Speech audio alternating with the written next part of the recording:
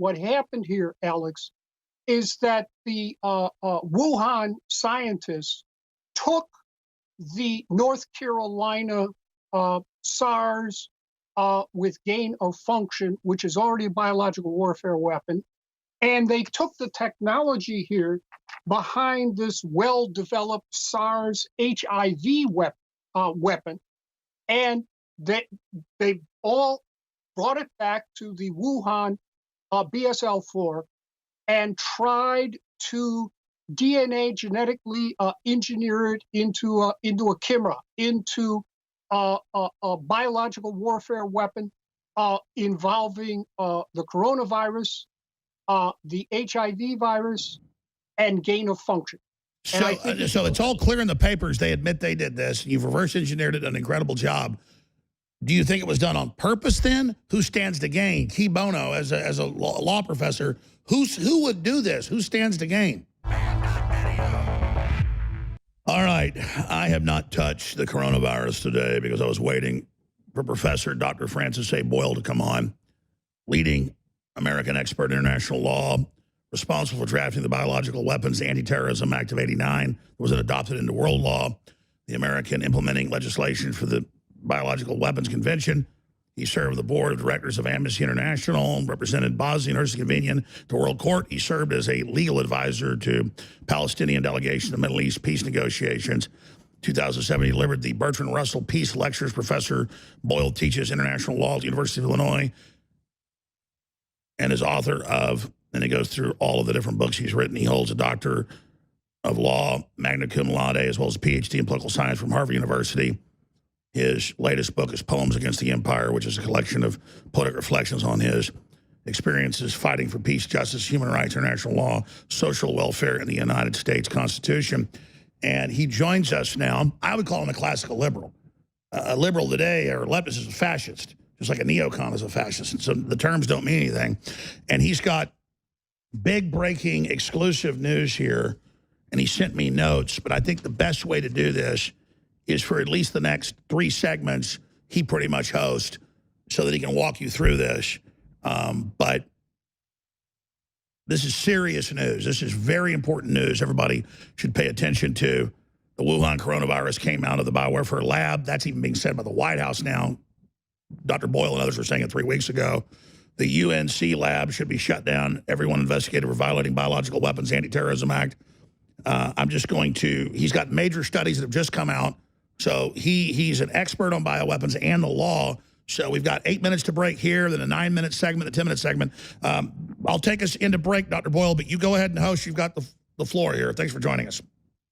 Well, Alex, thank you very much for having me on. My best to your viewing audience. Yes, I sent your assistant a email on Monday that I had revised my opinion on certain matters, and also I had come up with what I concluded were the smoking guns that the Wuhan coronavirus came out of that BSL-4 facility. And you'll note now that Senator Cotton saying the same thing.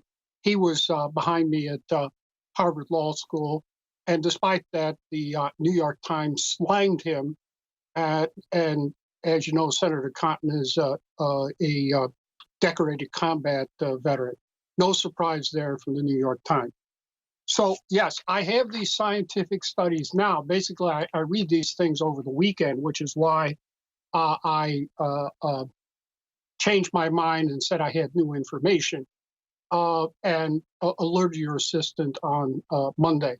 And today is the first day I could give you an extensive interview. I want to go through these scientific studies so that you and the viewing audience understand their implications. I believe they are the smoking gun of what happened here.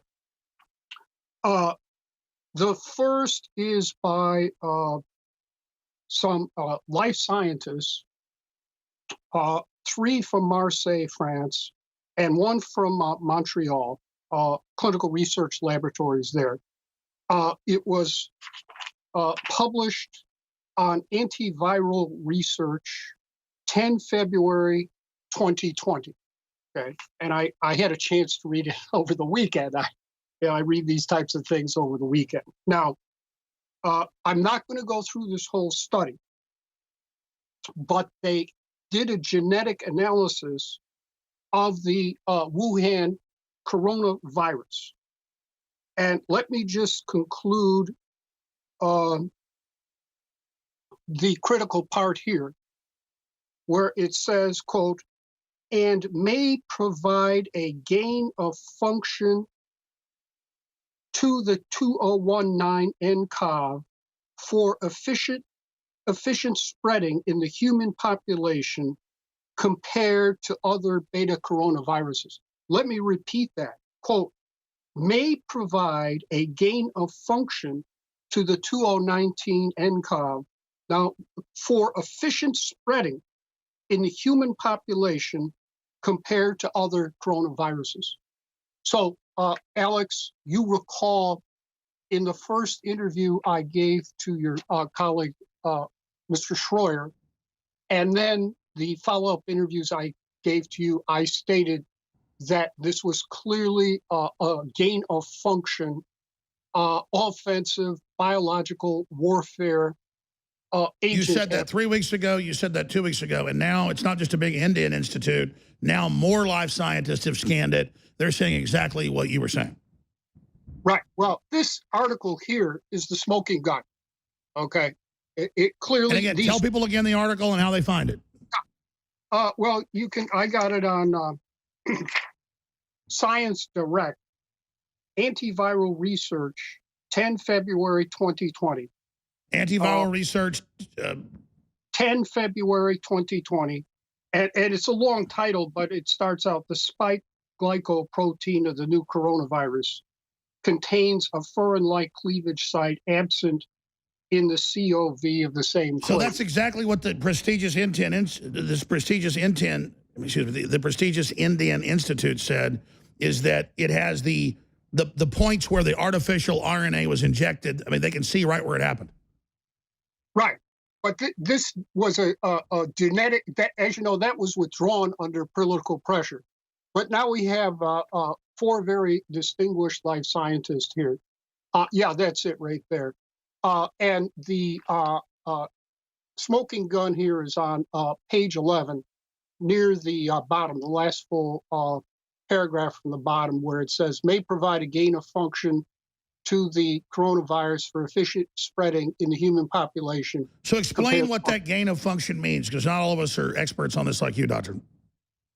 Right. Well, gain of function. Now, so let me repeat,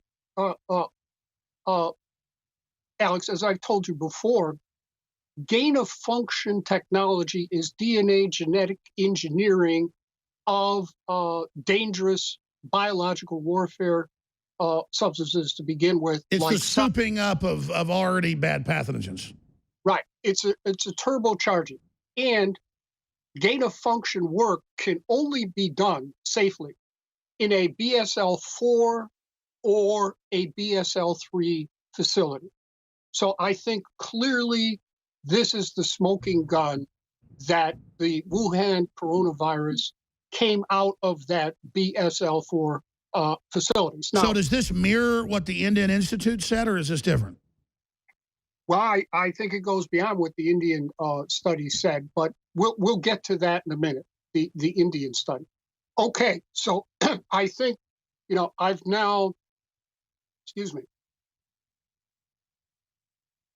provided the smoking gun here.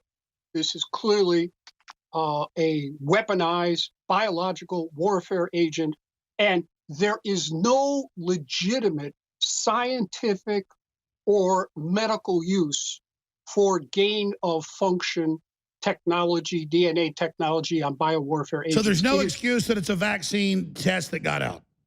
That's baloney. This is clearly an offensive biological warfare agent, and it has no legitimate medical or other purpose. This is beyond sensational. Is that why we're seeing the very serious response to it? Well, Alex, we first discussed this over 3 weeks ago, and they're still attacking me for being a conspiracy theorist and fake news, and I'm a nutcase and a nut job and everything else. So there's been a massive fight back in the all the mainstream news media against this. And indeed, as I told you before, I've been completely censored out of all the mainstream news media here in the United States. But everything you said has been confirmed, and now a major scientific groups come out and confirmed it. Let's get back to that smoking gun and recap that and get to all the other documentation straight ahead. Well, we have a leading expert in international law who's led major delegations for the U.S. government, expert in biological weapons, anti-terrorism, responsible for drafting the Biological Weapons Anti-Terrorism Act that then got adopted as world law, Dr. Francis Boyle here. And I'm reading the same studies he's reading. So more scientists come out and look at it and say this thing is man-made, and then they show how, and they say it's conclusive. You notice major Indian institutes came out and said the same thing 3 weeks ago. And so we're going to walk through more of these studies in this segment. Next segment, just as a father, as a citizen, as a human, as a citizen of the planet Earth, I'm going to ask Dr. Boyle what he really thinks the end game is here. Was this accidentally released as we were hoping, and that's bad enough, or is it something even more sinister? Are they using this as the excuse to invade Taiwan, as they're now doing? Dr. Boyle, please continue with the studies, the spike of, and then we have the whole breakdown here with the study. All right, well, now let me get to the second study, which is another smoking gun and a bombshell, Alex. There's no other word for it. You remember in our previous interview, you asked me if this had come out of the BSL-4 facility in Winnipeg, Canada, was stolen out of there. I said that that could have happened. Winnipeg is our equivalent of Fort Detrick. They do every type of hideous offensive Nazi-type biological warfare work up there you can possibly imagine. But again, on the basis of materials, scientific materials I had a chance to read over the weekend, I have changed my opinion on that. I think I have the definitive evidence where this came from, and it came from the BSL-3 biowarfare lab at the University of North Carolina. Now, I have condemned them before because they have done gain-of-function work, DNA genetic engineering, on every hideous biological warfare agent you can imagine, including MERS at that time, Middle East Respiratory Syndrome agent, which again is a biowarfared coronavirus. Now, it just came to my attention. Say that again, because we're going to pull this up as you speak. You said the other study, we pulled it up. The study I condemned was their gain-of-function DNA genetic engineering on MERS, which is Middle East Respiratory System. And that was the University of? North Carolina. Right. They have a BSL-3 biowarfare lab there. Oh, that's something now, I keep reading, that they do level 4 stuff at level 3s, right? I think they are, but they're doing it with the level 3. The last I saw, that's all they had. But let me go through this study. It's entitled "A SARS-like Cluster of Circulating Bat Coronaviruses Shows Potential for Human Emergence." So say it again, because we have radio listeners, hundreds of stations. A SARS-like cluster, the name of the paper, a SARS-like cluster. A SARS-like cluster of circulating bat coronaviruses shows potential for human emergence. In other words, 2000 and that's 2015, December 21st. We have it on screen. That is correct. In NatMed, that's it. Now, if you look through this carefully, first notice who was involved in this DNA genetic engineering of SARS, which is already a biological warfare agent, to give it gain-of-function activities. And it has all these people there from the University of North Carolina at Chapel Hill. It has someone from the Food and Drug Administration. So you can't trust the Food and Drug Administration. And then at the very bottom of the list, who is involved? Zhengli Li Shi, Key Laboratory of Special Pathogens and Biosafety, Wuhan Institute of Virology, Chinese Academy of Sciences, Wuhan, China. So it's very clear to me that this scientist from the Wuhan Institute of Virology got this gain of function technology for SARS from this University of North Carolina lab. And he didn't steal it, or he or she didn't steal it. What happened was, if you read carefully to the end of the article acknowledgments, they acknowledge a National Natural Science Foundation of China award.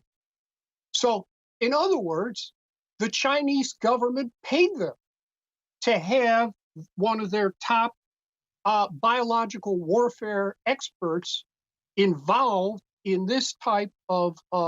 By the way, Dr. Boyle, stay right there. Sure. I'm reading the paper. I mean, I know you had big news. You sent us links, but I'm just now reading it. And you talk about smoking gun. This is the Chinese government paying for the exact same thing with a U.S. lab. How did you discover this? This is smoking gun. How the hell did you find this? Well, Alex, I told you that it's part of my professional responsibilities to stay on top of biological warfare. So I came across it and in my research. That's just part of the job I do. Look, you're explaining it very well, sir, but just dumb it down. Our next guest is great, but we're gonna move into tomorrow. This is too big, and now you've got time. So dumb it down for everybody. Why these two papers are so smoking gun? Because I'm sitting there looking at this. This is incredible. This is unbelievable. I have more than that. I know. Notice they acknowledge National Natural Science Foundation of China award. So in other words, these death scientists at the University of North Carolina took dirty money from China to allow that one of their top biowarfare experts from this Wuhan Institute of Virology in Wuhan, which has the BSL-4 facility. They knew exactly what they were doing. And they permitted this Chinese scientist to work with them to give gain of function biowarfare DNA genetic capability to SARS, which is dangerous enough to begin with. And let me just go through some of the language here. It is truly a smoking gun. Clearly, that laboratory must be shut down immediately. And all those scientists investigated by the United States government for this and their responsibility here, and for violating my Biological Weapons Anti-Terrorism Act of 1989.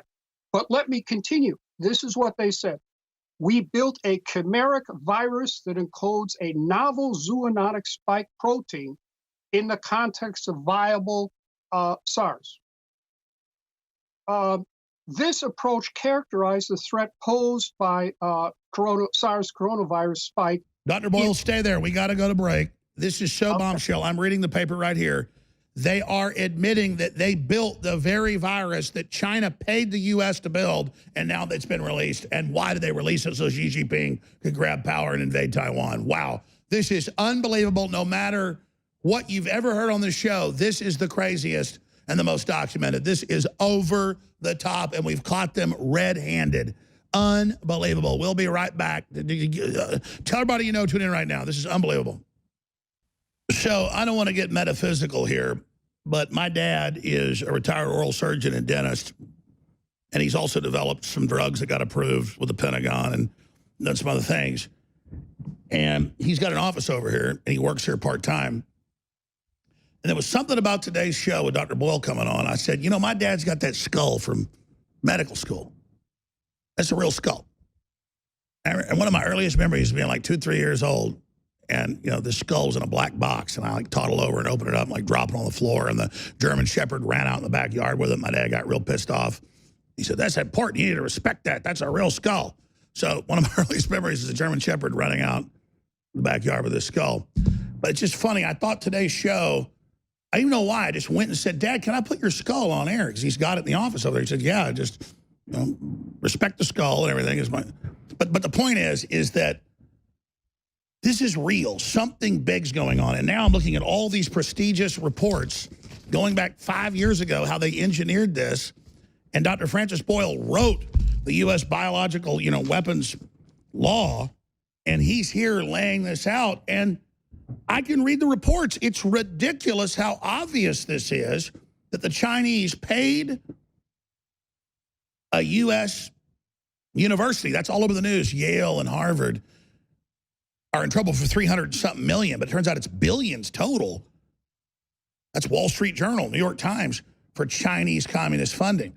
So for whatever reason, we're better at science than they are, and they're getting us to finance and build their surveillance grid, all of it. So for whatever archetypal reason today, I'm like, I want a skull on the show today. I might have showed this skull in 20-something years on air once or twice. And why did I go get this skull? I just thought, like, today I should, like, do that to point out that we're all human. And it's like Macbeth, sitting there when they dig up his old teacher and he's talking to the skull. So that's all in the middle of this. Dr. Boyle, please go back to where you were before we went to break and how big this is and what's breaking here and the double smoking guns here and even more you've got of where this came from, because that'll give us the answer, hopefully, of where it's going. Right. Well, to continue then, it says this approach characterized the threat posed by a spike in primary human airways. So, in other words, they're designing this to infect human beings by their airways, and then it says in vivo. So, in other words, they are using live animals. Slow down and start over. Again, give them the paper's name again. This is so huge. They're making it to infect people. You're right. They should be arrested. Of course, they should be prosecuted. No question at all about it. That's the, I think, the one you already had up there. But in any event, I'm going to stop interrupting. Just recap what you just said. Walk through this again. Right. We built a chimeric virus. So they joined these different biological warfare agents together into a chimera. As I told you, swine flu was, as you said 3 weeks ago, it's a chimera. Chimera, right. And here they are doing it to have a, quote, spike in primary human airway cells in vivo. That's surrogates for us, okay? Jesus. Now, if you continue here, they took mice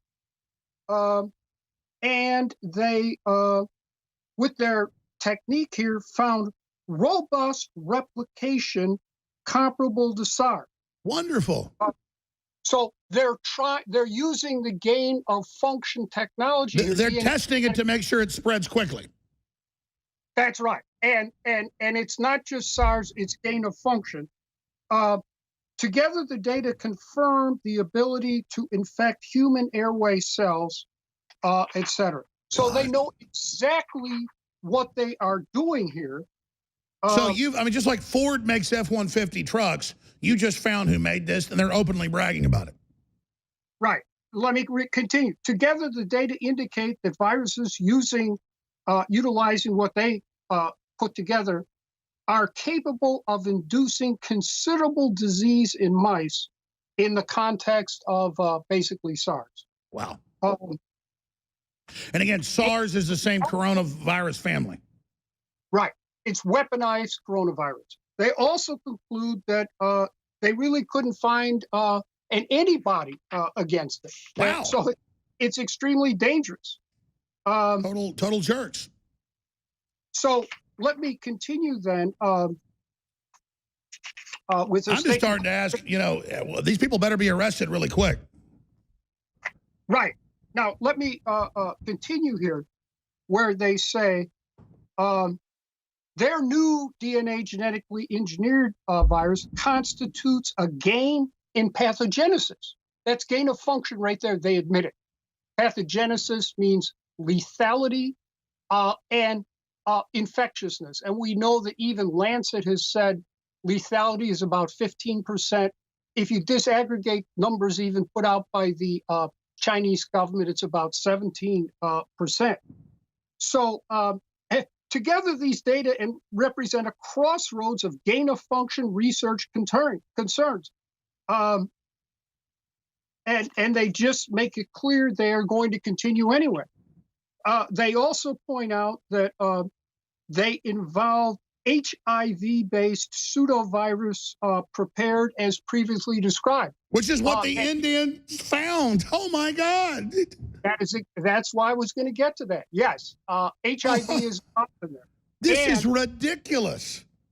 No, this is the type of Nazi biowarfare work these scientists do, Alex. No, I agree, but they're publishing it. They're admitting they did it. And let me continue, Alex. In a footnote, it says, cells were originally obtained from Fort Detrick.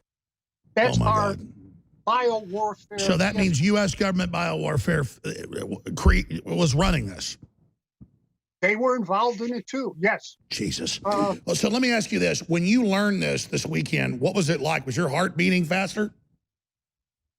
No, I decided to notify your assistant there Monday morning. And then later that morning, CNN in India did an interview with me on this. But that was only for about 20 minutes. And then I had to go back to my teaching.